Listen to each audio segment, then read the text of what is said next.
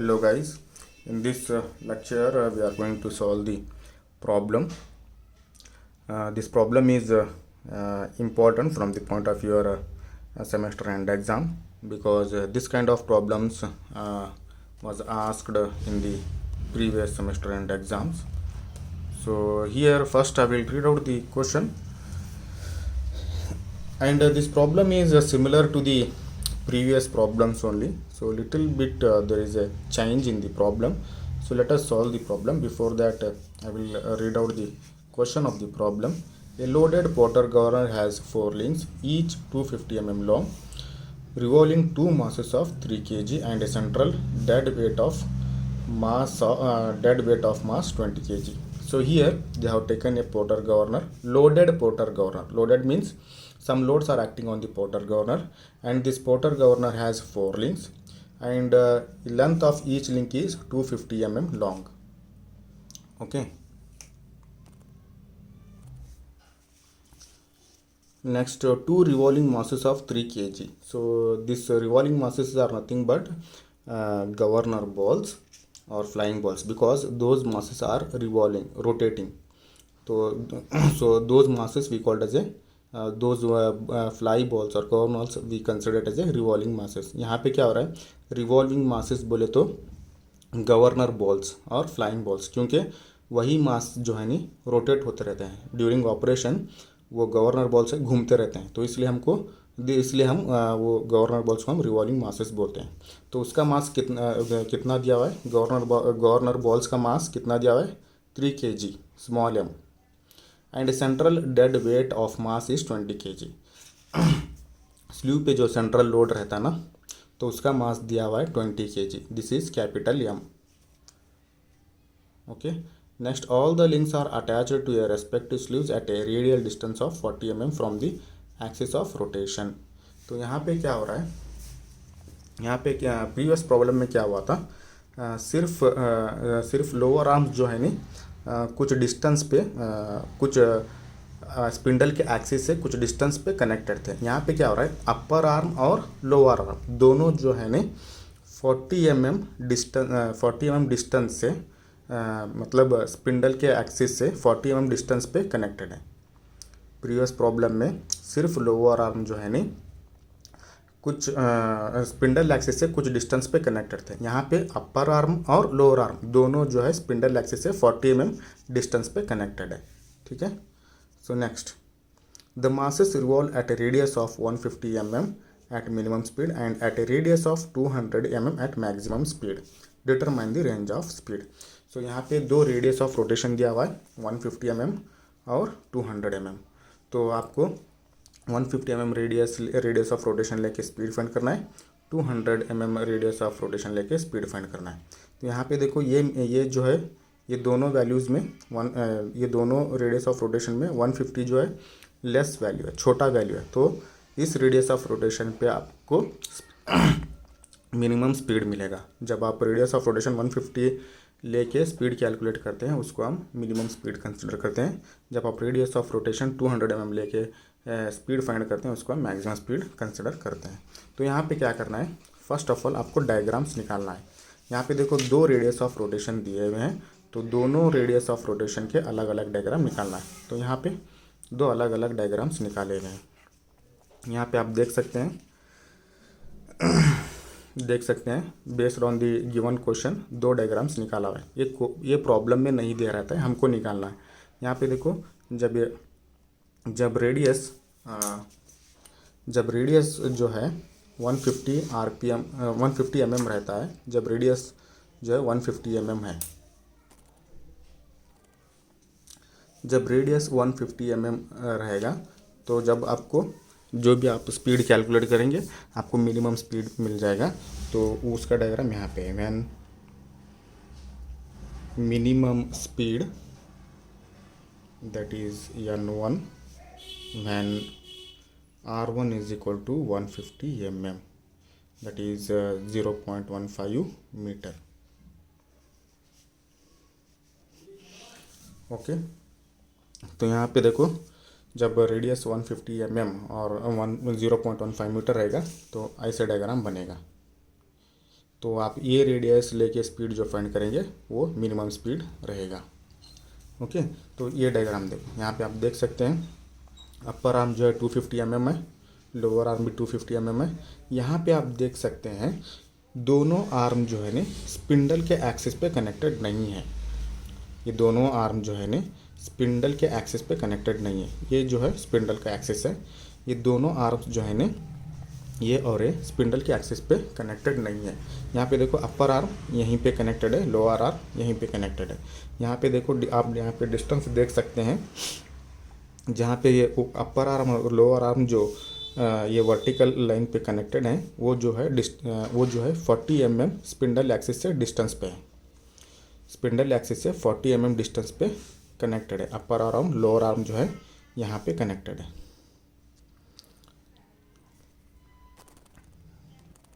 Once again I will repeat, this is very important here. यहाँ पे देखो upper arm और लोअर आर्म जो है ना स्पिंडल के एक्सिस पे कनेक्टेड नहीं है। यहाँ पे आप देख सकते हैं अपर आर्म यहाँ पे कनेक्टेड है, लोअर आर्म जो है यहाँ पे कनेक्टेड है। ये जो डिस्टेंस है 40 mm है, कहाँ से? स्पिंडल के एक्सिस से। ये जो स्पिंडल एक्सिस है, स्पिंडल का एक्सिस ये है। यहाँ पे आप देख सकते हैं 40 mm डिस्टेंस पे लोअर आर्म यहाँ पे कनेक्टेड है और 40 mm डिस्टेंस पे अपर आर्म यहाँ पे कनेक्टेड है। ठीक है, तो प्रीवियस प्रॉब्लम में हम क्या देखे थे? सिर्फ लोअर आर्म जो है नी कुछ स्पिंडल के एक्सिस से कुछ डिस्टेंस पे स्लीव पे कनेक्टेड था। प्रीवियस प्रॉब्लम में हम क्या देखे? स्पिंडल के एक्सिस से कुछ डिस्टेंस पे लोअर आर्म जो है नी स्लीव पे कनेक्टेड था। यहाँ पे अपर आर्म और लोअर आर्म दोनों जो है स्पिंडल एक्सिस से 40 mm डिस्टेंस पे कनेक्टेड है। आप यहाँ पे देख सकते हैं पी और डी यहाँ पे जो है स्पिंडल एक्सिस से 40 mm डिस्टेंस पे है। Okay, the problem is similar to the previous problem only. यहाँ पे देखो मैं पहले गिवन लिखता हूँ और सिमिलरली यहाँ पे देखो ये जो है, ये जो केस है ये फर्स्ट केस और ये जो है second case. Maximum speed, same diagram जो है, maximum speed n2 when R2 is equal to 200 mm, that is R2 is equal to 0.2 metre. तो यहाँ पे देखो ये सेम डायग्राम रहेगा, सिर्फ आपको रेडियस ऑफ रोटेशन जो है 200 mm लेना है। सिर्फ आप डायग्राम सेम डायग्राम निकालना है, सिर्फ आपको रेडियस ऑफ रोटेशन अलग लेना है। तो पहले हम मिनिमम स्पीड फाइंड करेंगे। R1 का वैल्यू जो है 0.15 मीटर लेके। तो उससे पहले मैं गिवन लिखता हूँ। यहाँ पे देखो आर्म जो अपर आर्म और लोअर आर्म का लेंथ जो है 250 mm है। तो इसलिए यहाँ पे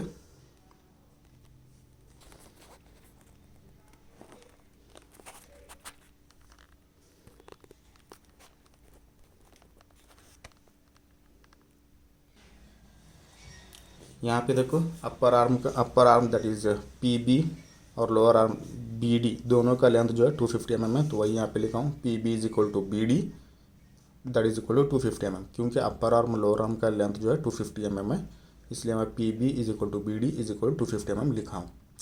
और इसको मीटर में कन्वर्ट किया तो 0.25 मीटर होगा। ओके, नेक्स्ट जो है मास, रिवॉल्विंग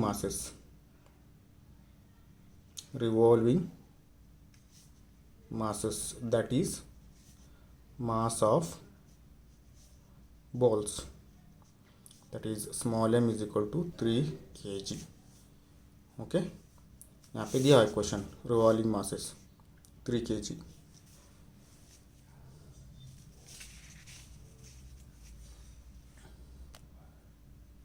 यहाँ पे दिया है रिवॉल्विंग masses ऑफ 3 kg। तो वही यहाँ पे लिखा हूँ revolving masses that is mass of balls that is small m is equal to 3 kg। Next mass of central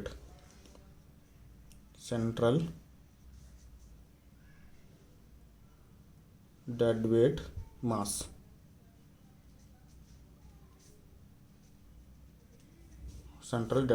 that is capital M, that is capital M is equal to 20 kg। okay, so all the links are attached to respective sleeves at a radial distance of 40 mm from the axis of rotation। तो यहीं पे diagram निकाला हूँ spindle के axis से 40 mm distance पे अपर arm और lower arm connected है, वही लिखा हुआ है। तो ये हुआ गिवन, जनरल गिवन है। तो अभी मैं क्या करता हूँ, पहले मैं n1 स्पीड फाइंड करता हूँ। n1 स्पीड फाइंड करने के लिए यहाँ पे और एक यहाँ लिखता हूँ, minimum speed that is n1 when r is equal to 150 mm that is 0.15 metre. Okay, r is equal to 150 mm बोले तो यहाँ पे देखो r1 is equal to 150, r1 is equal to 150 mm, r1 is equal to 150 mm बोले तो r1 is equal to 150 mm आप बोले तो r1 बोले तो b2g। यहाँ पे देखो radius of rotation is nothing but it is the horizontal distance between centre of the ball and the axis of the spindle. Axis of the spindle यहाँ पे है, एक्सिस ऑफ द स्पिंडल यहाँ पे है। तो आपको जो है ना, आपको जो एक्सिस ऑफ स्पिंडल जो यहाँ पे है, रेडियस ऑफ रोटेशन क्या क्या होता है, the horizontal distance between centre of the ball and the axis of the spindle. So यहाँ से यहाँ तक जो है रेडियस ऑफ रोटेशन रहेगा। ओके, बल्कि यहाँ से यहाँ तक नहीं। Please try to understand, radius of rotation is nothing but it is the horizontal distance between center of the ball and the axis of the spindle, b2g। तो यहाँ पे भी b2g का डिस्टेंस दिया हुआ है कितना, 150 mm दैट इज 0.15 मीटर। तो मैं इसको रेडियस ऑफ रोटेशन को ऐसे लिख सकता हूँ, radius of rotation r1 is equal to b2g that is 0.15 metre. 150 mm बोले तो 0.15 metre. Don't get confuse, once again I will explain. Radius of rotation जो है ना b2g रहेगा, the horizontal distance between centre of the ball and axis of the spindle. यहाँ से यहाँ मत लो, don't get confuse. Okay, so next ये होगा rg। तो यहाँ पे नेक्स्ट जो है नेक्स्ट अभी मैं क्या करता हूँ, अभी फार्मूला लिखता हूँ, स्पीड का फार्मूला लिखता हूँ। Speed n is equal to, अभी कौन सा फार्मूला यूज करेंगे, we are going to use the speed formula, this formula when alpha is equal to beta that is q is equal to tan beta by tan alpha is equal to 1। ये speed formula use करने वाला हूँ, formula number 5। क्योंकि आप यहाँ पे आप diagram में देख सकते हैं, ये अपर आर्म और जो लोअर आर्म जो है नी एक ही वर्टिकल लाइन पे कनेक्टेड है। अपर आर्म जो और लोअर आर्म जो है नी एक ही वर्टिकल पे कनेक्टेड है। तो इसलिए ये अपर आर्म और लोअर आर्म जो है नी सेम एंगल ये वर्टिकल लाइन के साथ बनाए रहते हैं। अपर आर्म और लोअर आर्म जो है नी ये वर्टिकल लाइन के साथ एंगल जो कुछ भी बनाए रहते हैं सेम बनाए रहते हैं। इसका मतलब अल्फ़ा जो है नी बीटा को इक्वल रहेगा। Alpha 1 is equal to alpha 1 is equal to beta 1 रहेगा। तो इसलिए मैं फार्मूला नंबर 5 यूज़ करने वाला हूँ। And alpha is equal to beta, तो you have to use this 5th formula, that is since alpha 1 is equal to beta 1 that is q is equal to 1, q is equal to आप ऐसे भी लिख सकते हैं beta tan beta by tan alpha is equal to tan beta और tan alpha is equal to beta 1 is equal to 1। Okay, it means q is equal to 1। So जब ऐसा रहता है तो therefore n1 square is equal to this formula I can use, small m plus capital M divided by small m into 895 divide by h1। क्योंकि minimum speed का आप minimum speed find करें तो ये h का वैल्यू h1 होगा। So this equation I will call it as a। Okay, so यहाँ पे देखो इस फार्मूला में कौन से वैल्यूज अननोन है। स्मॉल m का वैल्यू मालूम है आपको, कैपिटल M का भी वैल्यू मालूम है, सिर्फ h1 इज अननोन। h1 आपको फाइंड करना है। तो h1 फाइंड करने के लिए मैं जो है ना यहाँ पे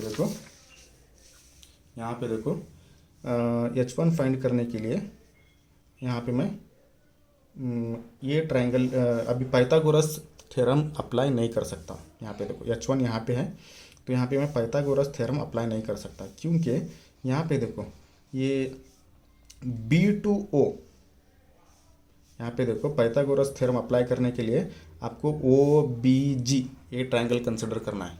आपको H1 फाइंड करने के लिए पाइथागोरस थ्योरम यूज़ करके आपको OBG ये ट्रायंगल यूज़ करना है।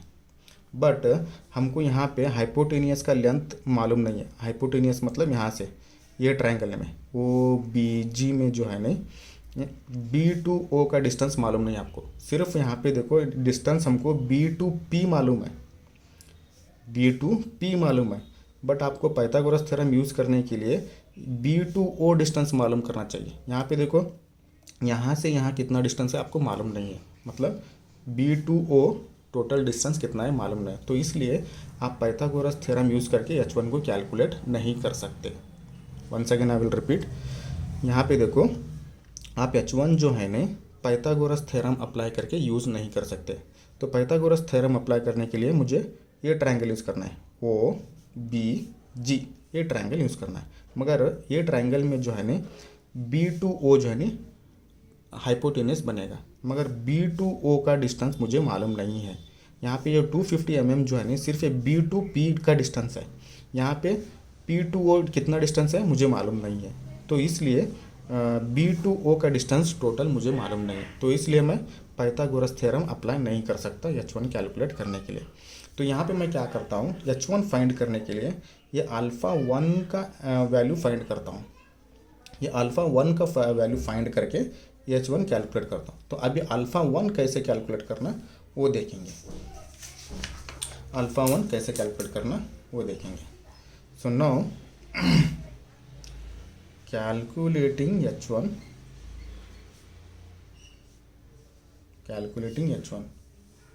here I will write one note here.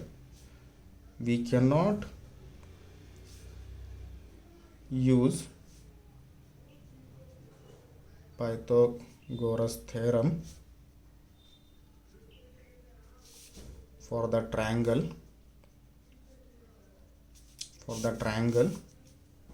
OBG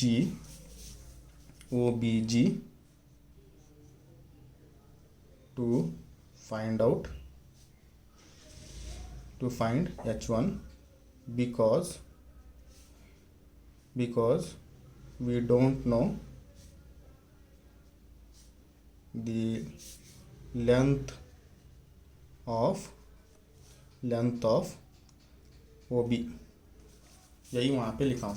यहाँ पे देखो ये ट्रायंगल यूज़ करके OB पाइथागोरस आपको H1 फाइंड करना है बोले तो आपको पाइथागोरस थ्योरम अप्लाई करना है बोले तो OBG ये ट्रायंगल यूज़ करना है, मगर यहाँ पे O to B आपको डिस्टेंस मालूम नहीं है, तो वही यहाँ पे लिखा हूँ मैं।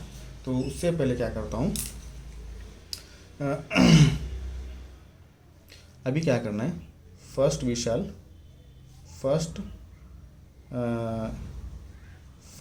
शैल calculate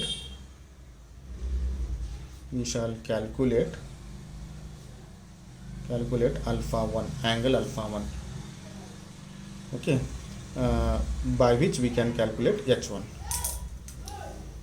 First we shall calculate H1, alpha 1 from triangle, from alpha 1 कहाँ पे है, alpha 1 यहाँ पे है, तो कौन से ट्रायंगल में है ये PBS ये ट्रायंगल में है। तो यहाँ पे देखो ये ट्रायंगल में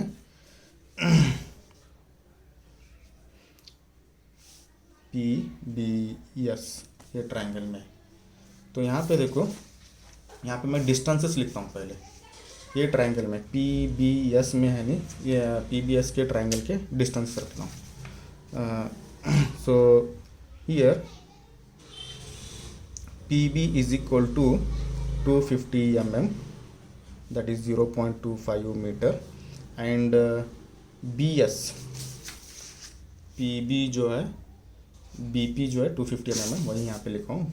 PB is equal to 50 mm, that is 0.25, और यहाँ पे ये distance BS is equal to BS कितना है देखो यहाँ पे देखो R1 जो है 150 mm है, 150 mm है, नहीं तो अब BG जो है 150 है, बी जी जो है 150 है और एस जी जो है 40 mm है। बी जी जो है 150 है, एस जी जो है 40 mm। तो यहाँ पे बी एस को मैं कैसे लिखता हूँ, देखो यहाँ पे बी एस को B G minus S G, B S को बी एस फाइंड करने के लिए B G minus S G वही लिखा हूँ, B G minus S G. So B G is 0.15 meter minus S G is 0.04 meter, so that is equal to 0.11 meter, 0.11 metre वही यहाँ पे लिखा हूँ। ये जो बी एस का जो डिस्टेंस है ऐसे लिखा हूँ, B S is equal to B G minus S G. B S जो है 0.15 मीटर है और एस जी जो है 0.04 मीटर है। सो कैलकुलेट करने के बाद 0.11 मीटर आएगा। ठीक है, ये जो होगा बी एस। ठीक है, तो अभी मुझे अब और यहाँ पे इस ट्रायंगल में आपको पी एस का डिस्टेंस मालूम नहीं है। यहाँ पे ये ट्रायंगल मतलब पी बी एस में पी एस का वैल्यू मालूम नहीं, वो छोड़ दो। अभी मैं मुझे अल्फ़ा कैलकुलेट करना है, अल्फ़ा कैलकुलेट करना है। तो अल्फ़ा कैलकुलेट करने के लिए मैं अभी क्या करता हूँ, यहाँ पे मुझे दो साइड के डिस्टेंसेस मालूम है, पी बी और बी एस का। ठीक है, ये दोनों के साइड के लेंथ यूज़ करके मैं अल्फ़ा एंगल फाइंड करता हूँ। वो कैसे बोले तो ट्रिग्नोमेट्रिक फंक्शन यूज़ करके अल्फ़ा 1 वैल्यू फाइंड करता हूँ। यहाँ पे देखो पी बी एस ट्रायंगल में बी पी जो है हाइपोटेन्यूस है और बी एस जो है opposite side of the angle है। ये बी एस जो है ना एंगल का अपोजिट साइड है और ये बी पी जो है ना हाइपोटेन्यूस है। तो मैं यहाँ पे ये दोनों साइड यूज़ करके मुझे अल्फ़ा फाइंड करना है। तो मैं कौन सा ट्रिग्नोमेट्रिक फंक्शन यूज़ कर सकता हूँ? आपको ट्रिग्नोमेट्रिक फंक्शन ऐसे चूज़ करना है। Trigonometric function mean sine cos tan. इसमें से आपको एक ऐसा ट्रिग्नोमेट्रिक फंक्शन चूज़ करना है जिसमें आपको हाइपोटेन्यूस आया रहना चाहिए और अपोजिट साइड आया रहना चाहिए। तो साइन फंक्शन यूज़ किया बोले तो मैं साइन फंक्शन का डेफिनेशन जो है opposite side divide by hypotenuse. Sine trigonometric function का डेफिनेशन जो है opposite side divide by hypotenuse. तो मैं साइन ट्रिग्नोमेट्रिक फंक्शन यूज़ किया बोले तो मैं आसानी से अल्फ़ा का वैल्यू फाइंड कर सकता हूँ। तो यहाँ पे देखो therefore from triangle P B S sine alpha 1 is equal to opposite side divide by hypotenuse. So opposite side angle का अपोजिट साइड कौन सा है? यहाँ पे देखो ये ट्रायंगल पी बी एस में जो है एंगल अल्फ़ा 1 का अपोजिट साइड जो है पी एस है। So P S divided by hypotenuse जो है पी बी है और बी पी है, पी बी है। तो यहाँ पे सॉरी बी एस, ये बी एस होगा। तो यहाँ पे बी एस का वैल्यू सब्स्टिट्यूट करो और पी बी का वैल्यू सब्स्टिट्यूट करो। बी एस का वैल्यू यहाँ पे देखो 0.11 है, 0.11। पी बी का वैल्यू जो है 0.25 मीटर है। तो यहाँ पे कैलकुलेट करो, आपको साइन अल्फ़ा का वैल्यू मिल जाएगा। यहाँ पे साइन अल्फ़ा का वैल्यू जो है साइन अल्फ़ा 1 का वैल्यू जो है 0.44 रहेगा। तो हमको क्या चाहिए? अल्फ़ा 1 चाहिए, अल्फ़ा का एंगल चाहिए। तो alpha 1 is equal to sine inverse 0.44। तो आप क्या कैलकुलेट करेंगे तो आपको मिल जाएगा 26.1 डिग्रीज, 26.1 डिग्रीज। ये हो गया अल्फ़ा का वैल्यू। अभी यहाँ पे देखो अल्फ़ा का वैल्यू मिल गया। यहाँ पे देखो अभी मैं एच फाइंड करने के लिए यहाँ पे मैं अल्फ़ा का वैल्यू कैसे यूज़ करता हूँ। यहाँ पे देखो एंगल अल्फ़ा यहाँ पे है, ये लाइन के और ये लाइन के बीच में। तो यहाँ पे देखो यही सेम लाइन एक्सटेंड होके यहाँ पे कनेक्टेड हुआ है। ठीक है, और ये वर्टिकल लाइन जो है ना ये एक्सिस से पैरेलल है। ये वर्टिकल लाइन जो है ये एक्सिस से पैरेलल है। मतलब ये लाइन जो एक्सटेंड होके सेम वर्टिकल लाइन के साथ कनेक्टेड है, मतलब पैरेलल है बोले तो सेम। तो यहाँ पे एंगल भी सेम रहेगा, यहाँ पे एंगल भी अल्फ़ा 1 ही रहेगा। यहाँ पे यहाँ पे भी एंगल जो है अल्फ़ा 1 ही रहेगा। इसको हम इसको हम करस्पॉन्डिंग एंगल्स बोलते हैं। यहाँ पे एंगल अल्फ़ा वन है बोले तो यहाँ पे भी एंगल अल्फ़ा वन रहेगा, क्योंकि यही लाइन जो है सेम यहाँ पे वर्टिकल लाइन, जो वर्टिकल लाइन यहाँ पे है ना, वही उसको ही पैरेलल है यहाँ पे। तो इसलिए यहाँ पे जो एंगल अल्फ़ा रहेगा वही एंगल यहाँ पे भी रहेगा अल्फ़ा वन। तो यहाँ पे देखो ये एंगल आपको मालूम होगा, ये एंगल का वैल्यू जो है अल्फ़ा वन यहाँ पे कैलकुलेट किए हैं आप 26.1 डिग्रीज करके। तो अभी मैं क्या करता हूँ, एच वन फाइंड करने के लिए ओ बी जी ये ट्रायंगल यूज़ करके मैं एच वन फाइंड करता हूँ। ठीक है, ओ बी जी फाइंड करके O B G triangle use करके मैं अल्फ़ा का एच वन का वैल्यू फाइंड करता हूँ। अगेन यहाँ पे still we don't able to use the Pythagoras theorem because हमको बी टू ओ का डिस्टेंस मालूम नहीं है। तो यहाँ पे मैं क्या करता हूँ, यहाँ पे क्या करता हूँ, फ्रॉम ट्रायंगल ओ बी जी, यहाँ पे देखो ओ बी जी। तो यहाँ पे देखो हमको देखो बी टू जी का डिस्टेंस मालूम है, that is 150 mm। B to G जो है डिस्टेंस जो मालूम है हमको 150 mm, दैट इज़ 0.15 मीटर। और यहाँ पे देखो बी टू ओ इसका डिस्टेंस मालूम नहीं, और O to G that is H one वो भी मालूम नहीं। तो मैं यहाँ पे क्या कर सकता हूँ, यहाँ पे मैं क्या कर सकता हूँ, एच वन फाइंड करने के लिए अल्फ़ा वन का वैल्यू यूज़ कर सकता हूँ। अल्फ़ा वन का वैल्यू हम फाइंड किए दैट इज़ 26.1 डिग्रीज। तो ये वैल्यू यूज़ करके मैं एच वन फाइंड करता हूँ। यहाँ पे देखो आपको ट्रिग्नोमेट्रिक फंक्शन ऐसे यूज़ करना चाहिए, ऐसे अगेन हमारे पास 3 trigonometric main important trigonometric functions हैं, साइन कॉस और टैन। तो उसमें से आपको ऐसा ट्रिग्नोमेट्रिक फंक्शन यूज़ करना चाहिए जिसमें ये डिस्टेंस बी टू जी ये डिस्टेंस आना चाहिए, और ये O to G that is H one distance भी आया रहना चाहिए, क्योंकि हमको नाउन वैल्यू जो है बी टू जी है, बी टू जी का डिस्टेंस हमको मालूम है। ठीक है, तो आपको ट्रिग्नोमेट्रिक फंक्शन ऐसे यूज़ करना चाहिए जिसके अंदर ये बी टू जी ये डिस्टेंस आना चाहिए और O to G that is H one आना चाहिए। तो वैसा आपको ट्रिग्नोमेट्रिक फंक्शन यूज़ करना चाहिए। तो वैसा ट्रिग्नोमेट्रिक फंक्शन हम कौन सा है बोले तो टैन ट्रिग्नोमेट्रिक फंक्शन यूज़ करते हैं। टैन का डेफिनेशन क्या है, opposite side divide by adjacent. यहाँ पे देखो अल्फ़ा एंगल में ये कंसिडर किया, ये ट्रायंगल में ओ बी जी, यहाँ पे भी एंगल अल्फ़ा वन है। यहाँ पे देखो मैं ये ट्रायंगल कंसिडर कर रहा हूँ ओ बी जी, इसमें अल्फ़ा वन, यहाँ पे भी एंगल अल्फ़ा वन है। तो इसमें अपोजिट साइड बनेगा पी जी और एडजेसेंट साइड बनेगा O G that is H one. तो मैं टैन फंक्शन यूज़ कर सकता हूँ from triangle O B G, from triangle O B G tan alpha one is equal to opposite O B G triangle, यहाँ पे opposite side जो है B जी है, एडजेसेंट जो है ओ जी है। Opposite side divide by adjacent that is opposite side is B G, adjacent side is O G. Okay, B G का value यहाँ पे आपको मालूम है, बी जी का वैल्यू आप यहाँ ऑलरेडी यहाँ पे मालूम है आपको, that is R one is equal to B G is equal 0.15 metre. तो वही यहाँ पे substitute 0.15 metre divided by O G बोले तो एच वन, ओ जी बोले तो एच वन। तो यहाँ पे क्या हुआ, tan alpha one is equal to 0.15 metre divide by H one.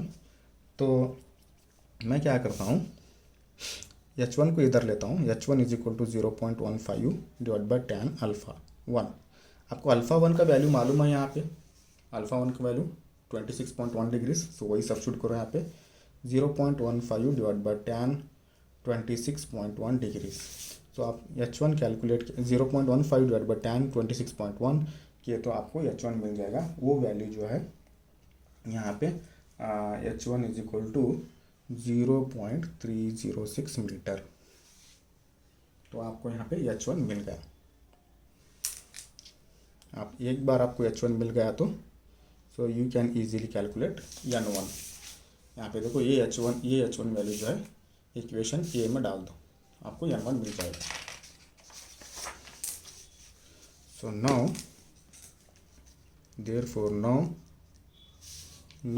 from equation A, that is n1 whole square is equal to small m plus capital M small m into 895 divided by h1. So n1 square is equal to 3, small m is 3, यहाँ पे है small m is equal to 3 और capital M is equal to 20 है. Small m is 3, capital M is 20, small m that is 3, 895 divided by h1. अभी जो calculate किया h1 0.306. So n1 whole square is equal to, will get 22424. सो आपको इसका square root निकालेंगे तो आपको मिलेगा 150 RPM. तो ये होगा n1 speed. So similarly you have to calculate n2. So now calculating n2, आपको n2 कैलकुलेट करना है सिमिलर वे में, बट यहाँ पे रेडियस ऑफ रोटेशन आपको 200 का लेना पड़ेगा. Now maximum speed that is n2 when r2 is equal to 200 mm, that is 0.2 meter. Okay, तो यहाँ पे देखो R2 बोले तो अगेन BG, यहाँ पे देखो R2 जो है B2G है, तो वही मैं यहाँ पे B2G करके लेता हूँ क्योंकि यूज़ करने वाले हैं BG का डिस्टेंस, तो 0.2 मीटर हो गया. तो अभी क्या करना है, अभी अगेन सेम फार्मूला यूज़ करना है. We know that n2 square is equal to small m plus capital M divide by small m into 895 divide by h2. Again आपको h2 कैलकुलेट करना है. So capital B, this equation of capital B. तो यहाँ पे जैसे यहाँ पे ये किया ना वैसे ही करते जाना है, मगर आपको यहाँ पे सिर्फ आपको रेडियस ऑफ रोटेशन 200 लेके करना है. So now calculating h2.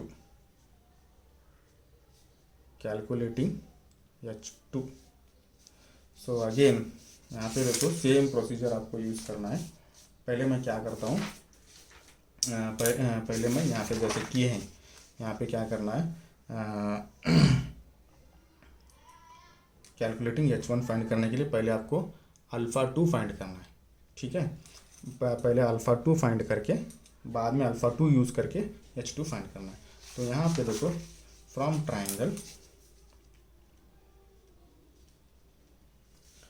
Triangle यहाँ पे, तो इसलिए पहले मैं क्या लिखता हूँ, calculating alpha 2.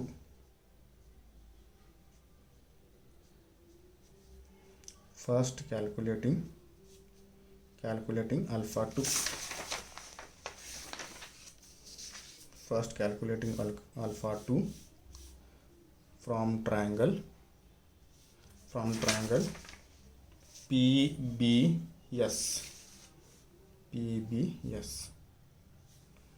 Okay, so from triangle sine alpha, क्योंकि हमको R2 का 2 साइड्स मालूम है.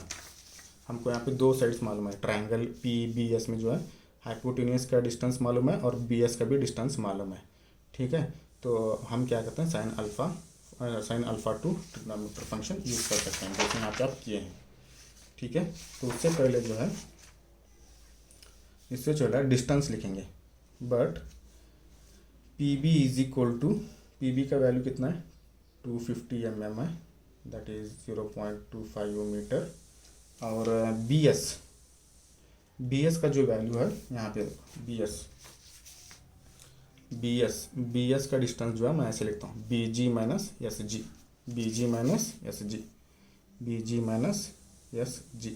BG यहाँ पे देखो, BG कितना है, B2G, R2 है. R2 मतलब यहाँ पे है R2 जो है BG यहाँ पे 0.2 माइनस SG आपको यहाँ पे देखना, S2G. S2G यहाँ पे देखो 40 mm, तो S2G 40 mm बोले तो मीटर में कन्वर्ट किया तो 0.04 होगा। तो ये BS का वैल्यू कितना होगा, 0.16 मीटर होगा, 0.16 मीटर होगा। ठीक है, तो ये होगा BS का वैल्यू। अभी मैं साइन फंक्शन यूज़ करता हूँ, sine alpha 2 is equal to, आप चाहे तो यहाँ पे ट्राइंगल और एक बार ट्राइंगल लिख सकते हैं, from triangle PBS sine alpha 2 is equal to, sine alpha 2 is equal to, यहाँ पे देखो sine alpha 2 is equal to, ये ट्राइंगल में PBS में यानी sine alpha 2 is equal to opposite side divide by hypotenuse. Sine alpha 2 is nothing but, sine function क्या होता है, opposite side divide by hypotenuse. Opposite side angle का opposite side जो है BS है, हाइपोटेन्यूज जो है BP और PB है।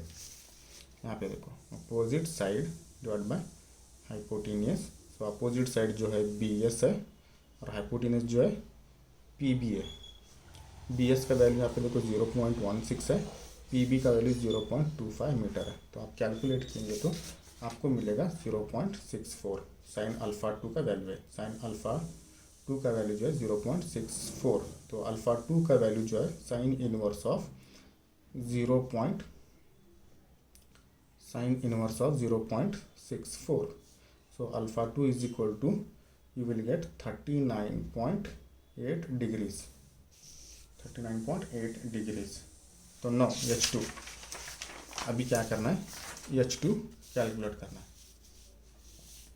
सो H2 कैलकुलेट करने के लिए ये ट्राइंगल यूज़ करता हूँ।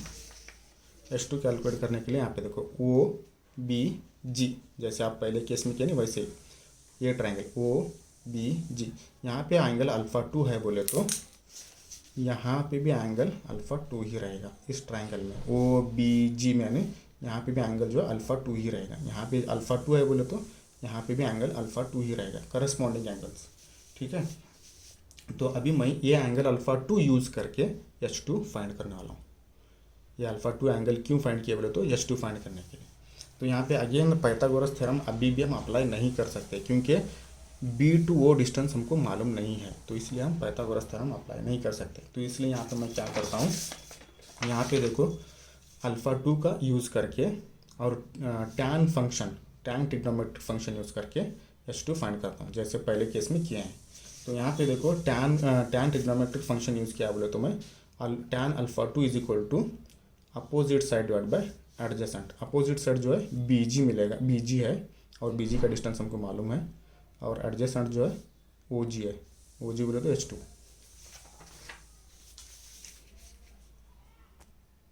फ्रॉम ट्राइंगल OBG, ये triangle OBG, tan trigonometric function, tan alpha 2 is equal to opposite side divide by adjacent. So opposite side बनेगा BG, अपोजिट साइड रहेगा एंगल का अपोजिट, ये एंगल का अपोजिट साइड जो है BG रहेगा, एडजेसेंट रहेगा OG रहेगा, OG मतलब H2।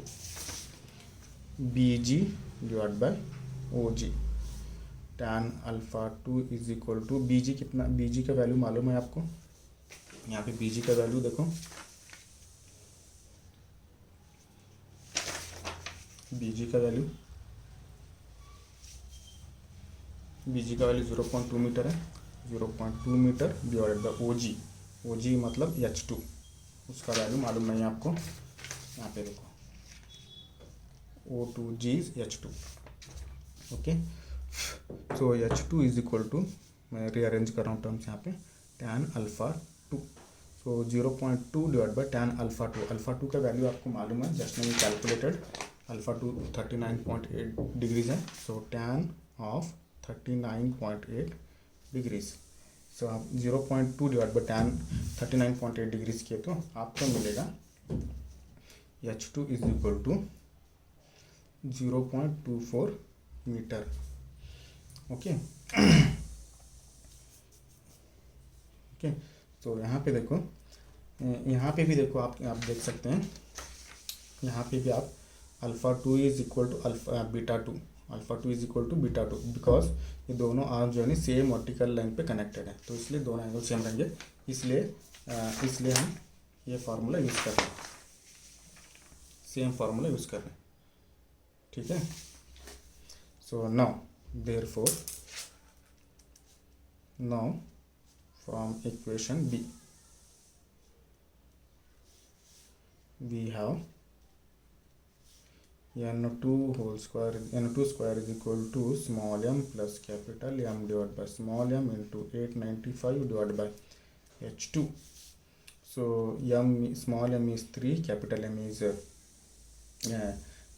20 divided by small m is 3 into 895 divided by h2. H2 is just now calculated, that is 0.24. So n2 square is equal to, you will get 28590. So n2 is equal to, you will get square root of this one, 169 rpm. So this is nothing but maximum speed. Therefore range of speed, अभी range of speed find करो, range of speed is equal to maximum speed minus minimum speed, ये होगा maximum speed, okay. और यहाँ पे जो है ये जो है मिनिमम स्पीड, ओके। तो maximum speed n2 minus n1, so n2 is 169 minus n1 is 150, so 19 rpm. So this is the speed, range of speed. So this problem is completed. If any doubt, you can ask in the regular class. Thank you.